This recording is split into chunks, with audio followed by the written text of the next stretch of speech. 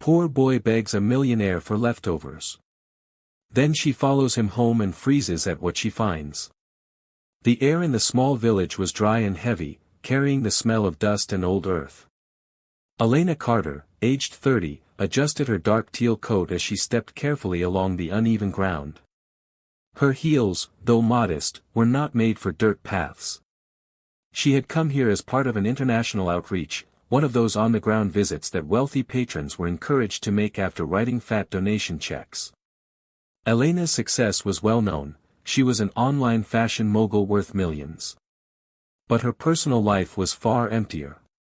Her glamorous world of luxury clothes and high society events felt meaningless since her father's death 6 months ago. She had flown across the world, hoping this trip might give her life some new meaning. But nothing had prepared her for what she saw in this village. Shattered clay walls, tin rooftops barely holding, children barefoot and thin, their eyes dull. No PR photos could capture this. No fundraiser speech could do it justice. She had spent the morning touring the local school and aid center. But after lunch, feeling restless, Elena wandered through the village's back streets alone, no camera crew, no handlers. That's when she heard it, a soft voice behind her. "Miss, please, do you have any food?" She turned. A small black boy, no more than 8, stood barefoot in the dust. His light blue shirt was threadbare, hanging loose on his thin frame. His shorts were dirty and torn. In one hand, he clutched a battered plastic bag. He didn't shout, didn't beg loudly, he just stood there, eyes wide, voice trembling. "Just anything you have left over, please." Elena's throat tightened. She fumbled in her bag, finding a wrapped sandwich she had brought from the aid center. Without thinking, she handed it to him. The boy's face lit up with gratitude. "Thank you, miss," he whispered. He quickly placed the food into the plastic bag. Then, to Elena's surprise, he turned and began hurrying down the street, not eating, not sitting, as if he had somewhere urgent to go. Something tugged inside her. She hesitated, then followed through narrow lanes, past crumbling mud houses and scattered rubbish. She trailed behind him at a careful distance. The deeper they went, the worse the conditions became.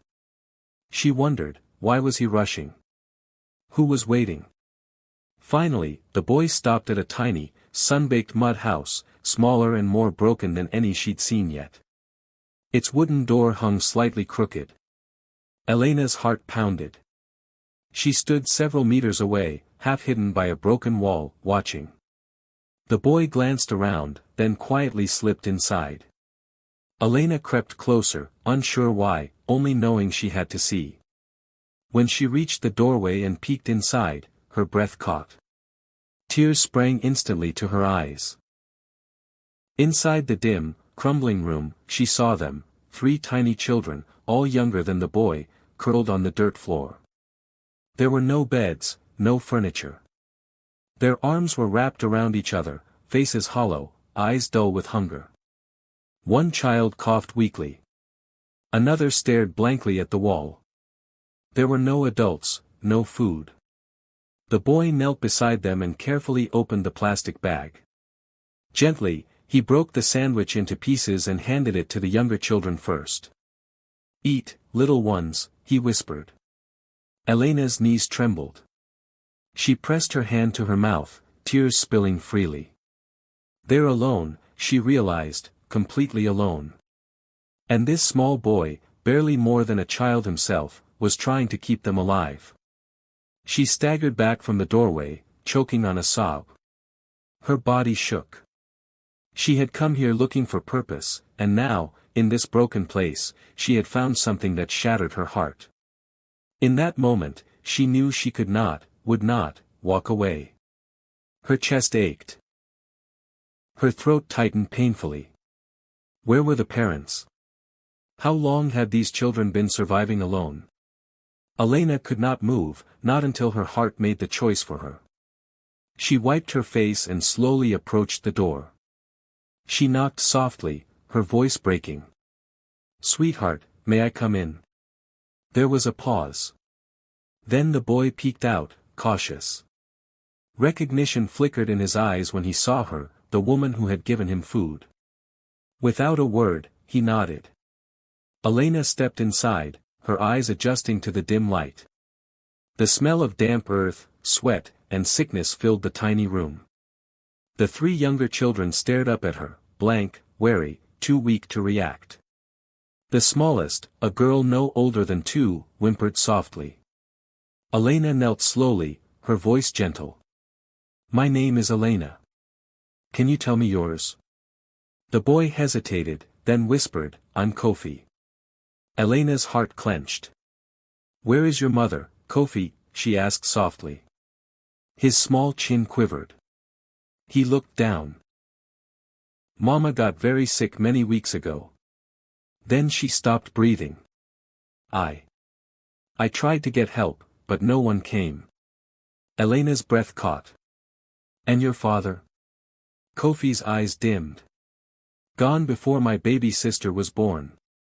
Elena felt her stomach twist. "How long have you been taking care of them?" Kofi's thin shoulders rose and fell. "Since Mama went to the sky, I get food when I can." Tears blurred Elena's vision. This child, no older than 8, had somehow been keeping his siblings alive in this broken house, day after day, with no one to help him. Her mind reeled. She couldn't leave them here, but taking action in a foreign country wasn't so simple. She needed help, and fast. Pulling herself together, Elena stood. "Kofi, would you trust me if I said I wanted to help you? All of you?" The boy looked at her, uncertain, then nodded faintly. Elena pulled out her phone with trembling fingers and began making calls. To her foundation contacts, to local authorities, to anyone with the power to intervene. Within an hour, a small crowd had gathered. A local aid worker, an older woman named Grace, rushed forward. "My God!" Grace gasped. "We didn't know there were children alone here." Soon, more hands were inside the house, bringing food, water, and blankets. A medic examined the children. The youngest had a fever but would survive.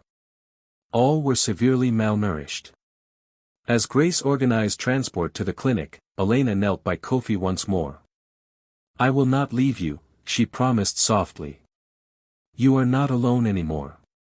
Kofi's eyes filled with tears, but for the first time, there was also hope. That night, after seeing the children safely to care, Elena sat alone in her modest guest room.